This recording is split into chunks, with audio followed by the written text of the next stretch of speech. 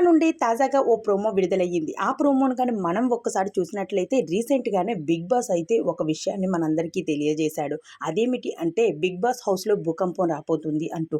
అంటే భూకంపం అంటే అదేంటి అని ఆలోచిస్తూ ఉన్నారా? 'బిగ్ బాస్' హౌస్‌లో ఉన్న హౌస్‌మేట్స్ అందరికీ సవాల్ విసురుతూ ఉన్నారు. అయితే హౌస్‌లోకి 12 వైల్డ్ కార్డ్ ఎంట్రీస్ అయితే రాబోతున్నాయి.